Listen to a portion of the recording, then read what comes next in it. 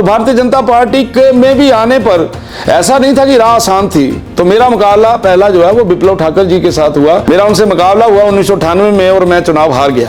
वो चुनाव हारने के बाद बिल्कुल आगे अंधेरा नजर आ रहा है। नौकरी मैंने छोड़ दी, 2 छोटे छोटे बच्चे हैं, बीवी है।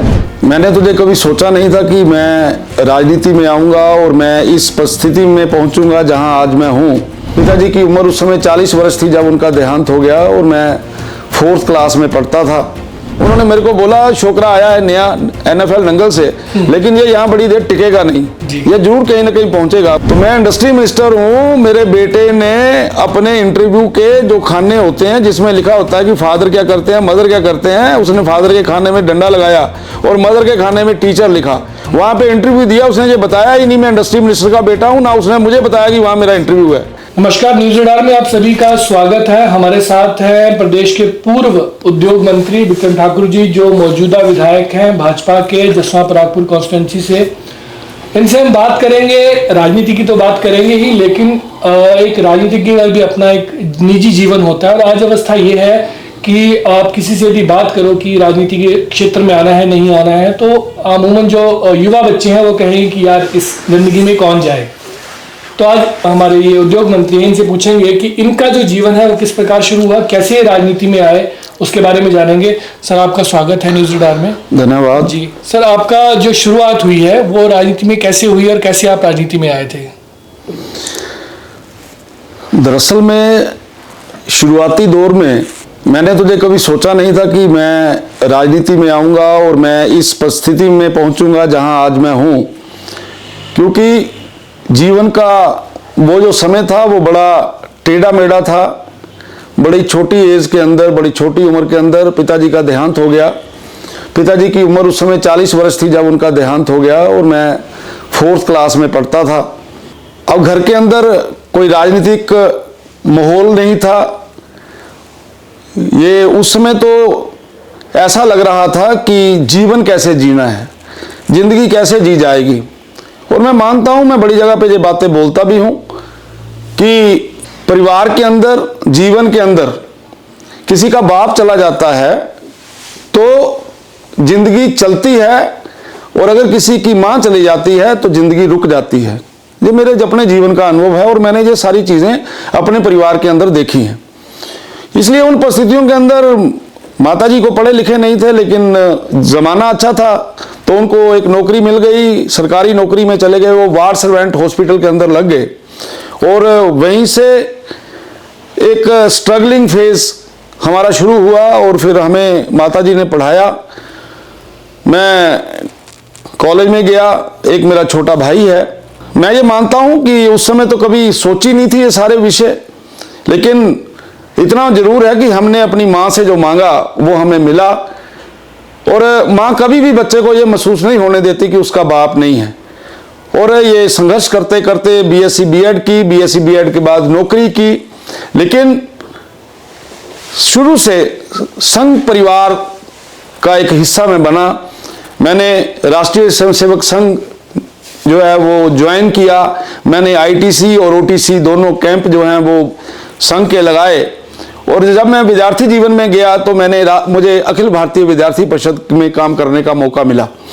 और मैं ये मानता हूं कि राजनीतिक जीवन में आप की सफलता में विद्यार्थी परिषद का बहुत बड़ा हाथ रहता है।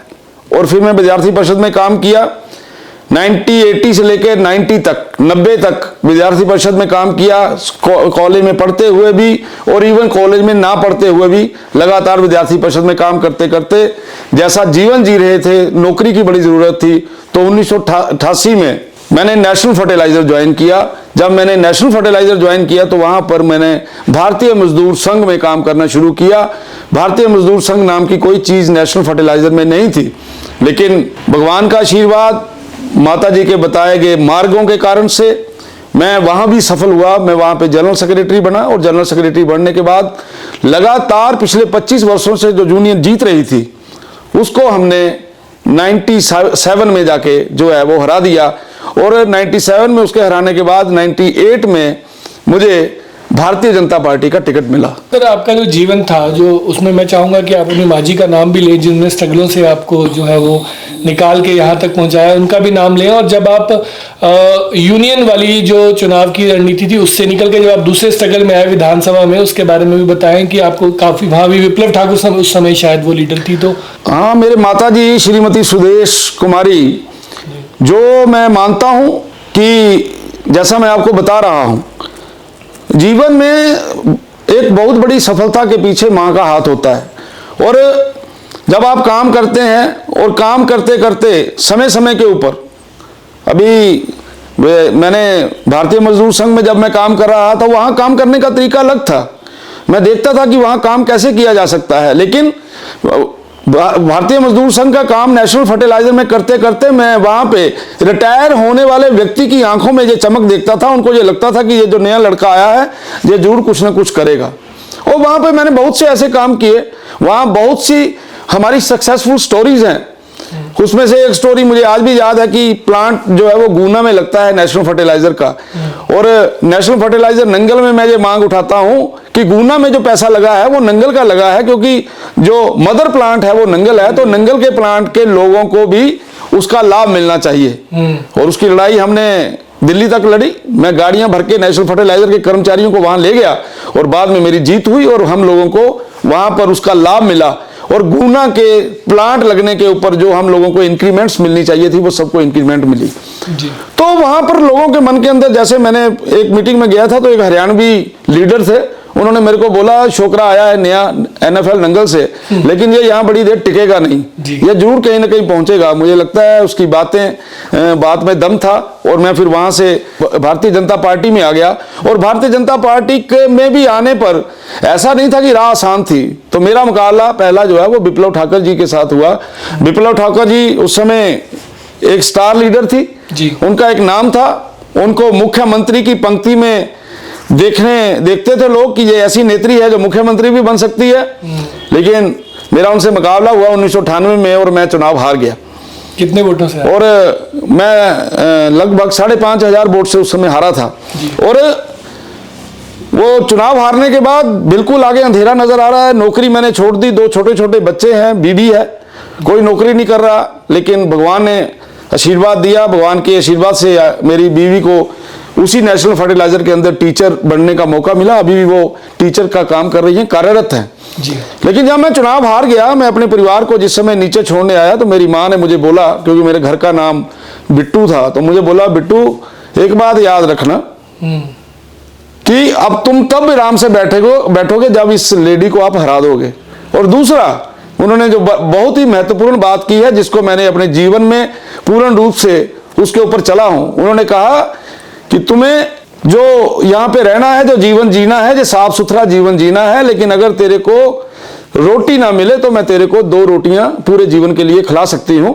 और मैंने उन बातों को पकड़ा, उन बातों को मैंने अपने जीवन के अंदर उतारा। और यही कारण है कि आज एक लंबी राजनीतिक जीवन के अंदर, 27 वर्षों के इस राजनीतिक जीवन के अंदर आज किसी का ने मेरी तरफ कोई उंगली नहीं कर सकता। ये सारी की सारी चीजें मेरे माता जी की देन है। और यहाँ पर मैं अपनी धर्मपत्नी के बारे में ना बोलूं तो वो भी एक, मुझे लगता है वो इंसाफ नहीं होगा। उन्होंने भी बच्चों को पढ़ाया, उन्होंने बच्चों का ध्यान रखा, उन्होंने बच्चों के साथ साथ मेरी माता का भी ध्यान रखा। मेरा छोटा भाई था, उसकी शादी भी, वो हम लोगों ने जब इकट्ठे थे वो उसकी शादी भी हुई वहां पे। अभी वो जेई के पद पर कार्यरत हैं BBMB के अंदर। और मेरी वाइफ नंगल में रह रही है और मैं कंस्टिट्यूंसी के अंदर रह रहा हूं, लेकिन एक तालमेल बनाते हुए, बच्चों का ध्यान रखते हुए उन्होंने, आज मुझे इस बात की खुशी है, मेरे दोनों बच्चे, अब तो उनकी शादी हो गई है, लेकिन मैं मुझे मानता हूं राजनीतिक जीवन के अंदर सबसे बड़ी परेशानी बच्चे होते हैं जी। और ये देखा जाता है कि मंत्री का बच्चा, उसके बारे में लोग उंगली करते हैं कि ये है मंत्री का बच्चा, ये देखो किस प्रकार की हरकतें कर रहा है। मुझे इस भगवान का बड़ा आशीर्वाद है कि मैं बिल्कुल ठीक हूं, मेरे बच्चे भी सही लाइन पे चले हैं। और मेरी पत्नी का इसमें एक महत्वपूर्ण कंट्रीब्यूशन है, क्योंकि मेरी पत्नी ने बच्चों के जीवन को संवारने में अपना पूरा जीवन लगाया है, इसलिए मुझे लगता है उनको भी इस इंटरव्यू में याद करना अति आवश्यक है। जी सर, बच्चों को आप राजनीति में लेके नहीं आए सर, आप अपना बेटे को ना भी? नहीं, हाँ, मेरा बेटा आपके यहीं पर जो प्रोसेस इंजीनियर हैं irrigation and public health department में, और ये मुझे इस बात की खुशी है कि उनको इस बात की ललक नहीं है कि हमारे पिताजी की जो विरासत है इसको मैं ले लूं।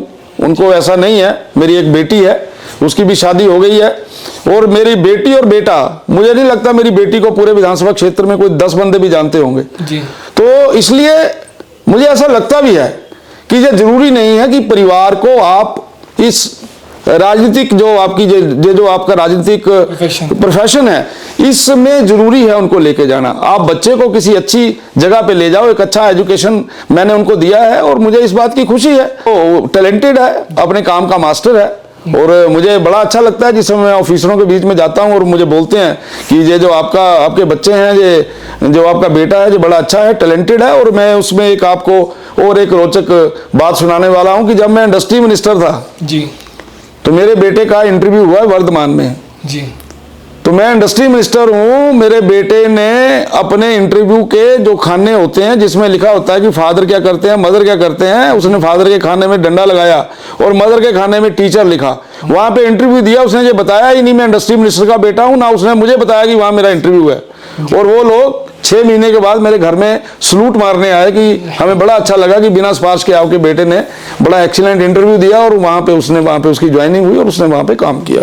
सर, राजनीति की बात करें आपकी पृष्ठभूमि से निकल के कि राजनीति में आप बतौर इंडस्ट्री मिनिस्टर आप रहे और कांग्रेस ने ये वादे किए कि वो रोजगार देंगे। रोजगार एक ऐसी समस्या है कि आज जो है वो घर घर जो है बेरोजगार जो है बच्चे बैठे हैं। बेरोजगारी एक व्यापक समस्या है, ग्लोबल लेवल पे भी, नेशनल लेवल पे भी और प्रदेश के लेवल पे भी, और कांग्रेस ने ये वादा किया कि रोजगार वो देगी।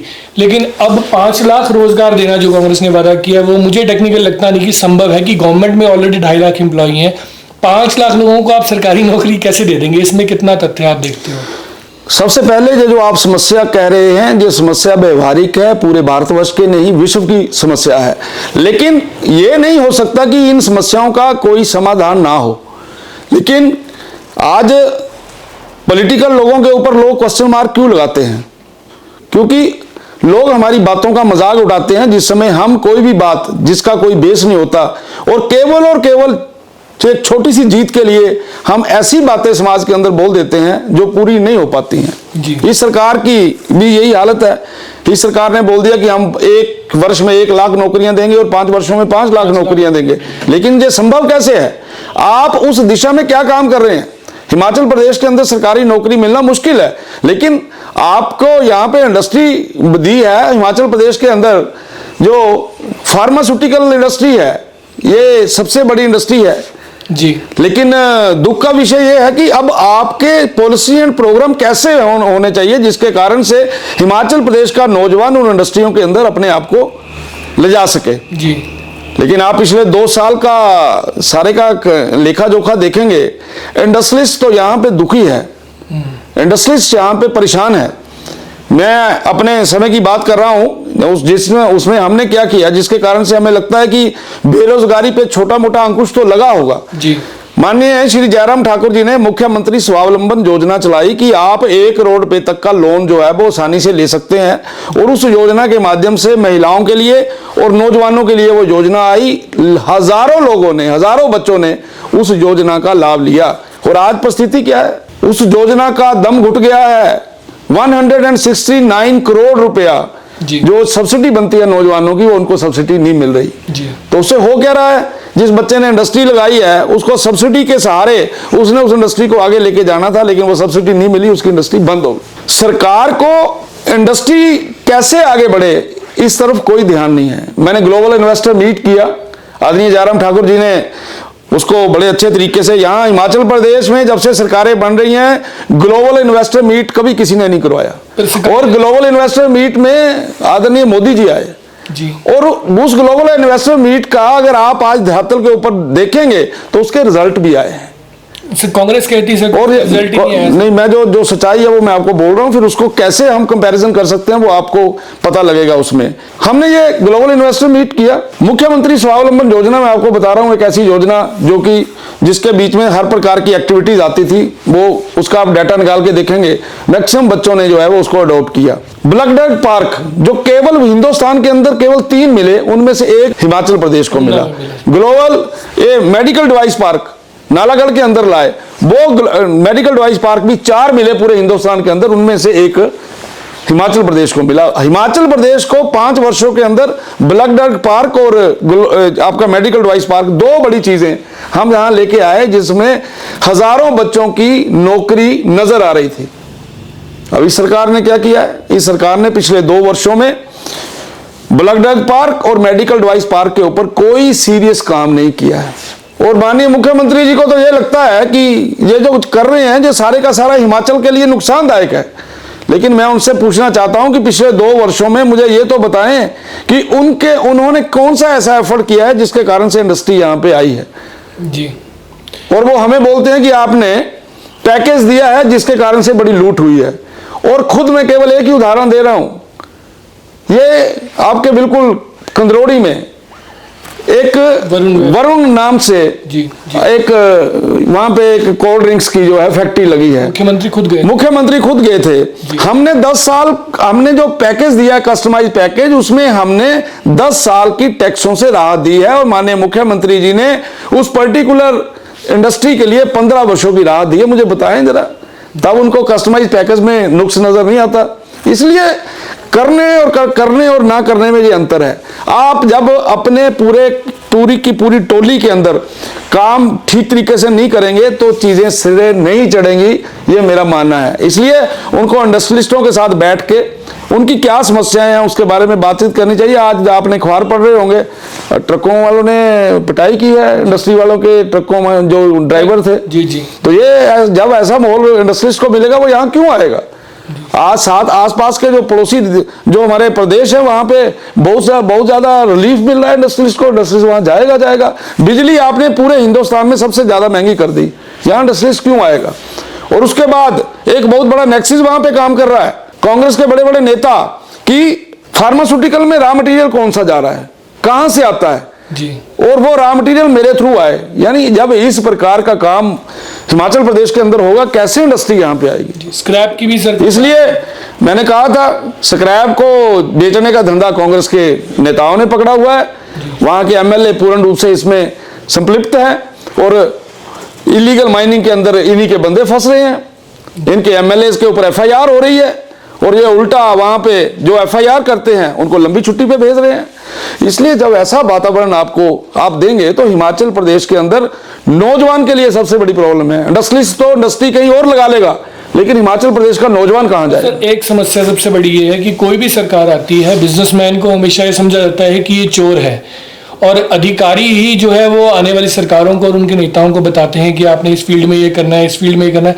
इस अवधारणा को बदलना बहुत जरूरी है। बिजनेसमैन को लिफ्ट करने के लिए बतौर पूर्व इंडस्ट्री मिनिस्टर आपका क्या विजन है कि इंडस्ट्री ग्रो करेगी कैसे अगर यही अवधारणा नहीं? मैं आपको यही बोल रहा हूं कि हमने इंडस्ट्री को लाने के लिए इंडस्ट्रियलिस्टों से बैठकर उनसे पूछा कि योजना कैसे लानी है।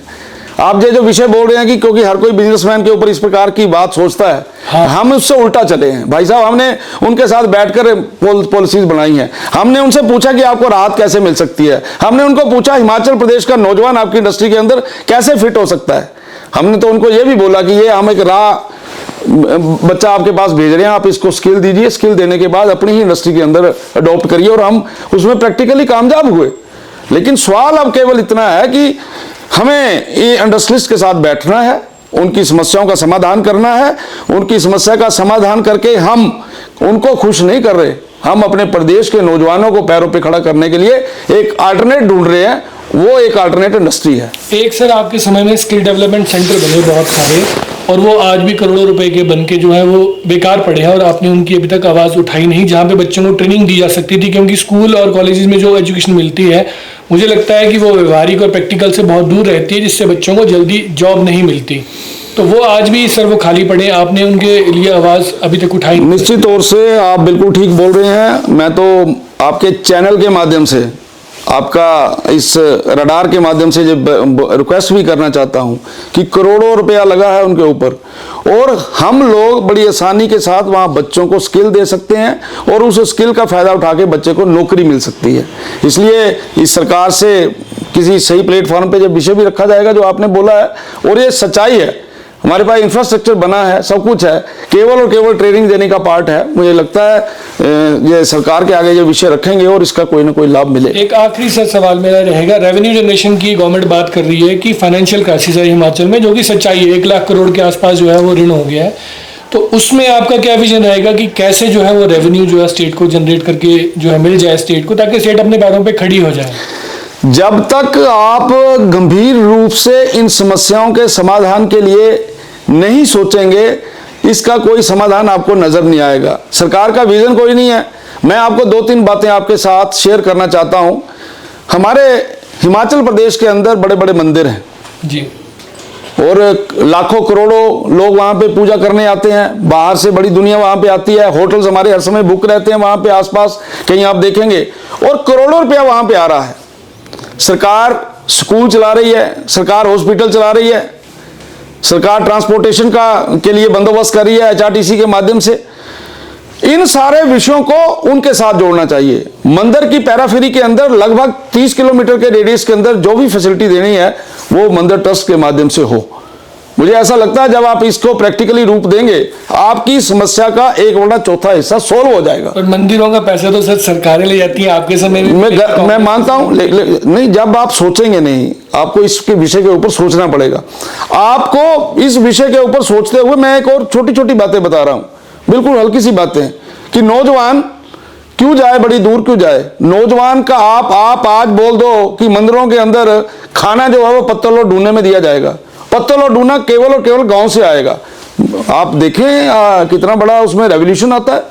सवाल ये है कि मेरी नीयत कैसी है जी। मैं नौजवान को पत्तल और डूना बनाने की मशीन प्रोवाइड करवाता हूं, वहां वो काम करे, सोसाइटी बनाए, और वो सोसाइटी बना के उसके ऊपर काम करें। मुझे लगता है कम से कम आसपास के 100 गांव का जो मटेरियल है वो भी कम पड़ेगा उस मंदिरों के लिए जी। हमें इसके ऊपर सोचना चाहिए, विचार करना चाहिए। होटल इन जनरल, जब हम होटलों की बात करते हैं, सब होटल फायदे में है, लेकिन जिसको सरकार चला रही है वो घाटे में है। वो घाटे में नहीं है, हमारी मंशा ठीक नहीं है, हमारा एजेंडा ठीक नहीं है। इसलिए अगर हम साफ दिल से इन सारे विषयों के ऊपर चलेंगे तो जो आपके मन का जो प्रश्न है, एम्प्लॉयमेंट की जो आप बात कर रहे हो, इंडस्ट्री की ग्रोथ की आप बात कर रहे हो, ये सुखविंदर सिंह सुक्खू जी को शांत मन के साथ एक बार बैठना चाहिए अच्छे लोगों के साथ। ये जो चंडाल चौकड़ी है, ये जो चोरों का टोला है, इससे अलग होना पड़ेगा, अच्छे लोगों के साथ बैठना पड़ेगा, उन अफसरों के साथ बैठना पड़ेगा जो ईमानदार हैं। आप अपने आसपास उन अफसरों की टोलियों को बैठाते हो जो जिनके ऊपर प्रश्न चिन्ह लगे हुए हैं। इसलिए मुझे ऐसा लगता है जब आप सच्चे मन के साथ एक विजन लेके आप हिमाचल प्रदेश को कैसे हम आगे बढ़ा सकते हैं चलेंगे, तो निश्चित तौर से हिमाचल की ये छोटी मोटी जो चुनौतियां हैं इनको हम पार कर पाएंगे। ठीक है सर, हम भी सर इंतजार करेंगे। अब 2 साल का समय सरकार का बीत गया है और अब देखना यह है कि बिक्रम ठाकुर जी आने वाले समय में बेरोजगारों की आवाज कैसे उठाते हैं और इंडस्ट्रियलिस्ट और बिजनेस हाउसेस के लिए ये क्या कारगर जो मुद्दे हैं जो है सरकार के समक्ष उठाते हैं, और केंद्र में सरकार इनकी है, कितने लाभान्वित जो है वो उससे हमारी प्रदेश की जनता होगी, आने वाला समय बताएगा। हमसे बात करने के लिए बहुत बहुत धन्यवाद। थैंक यू वेरी मच, धन्यवाद आपका।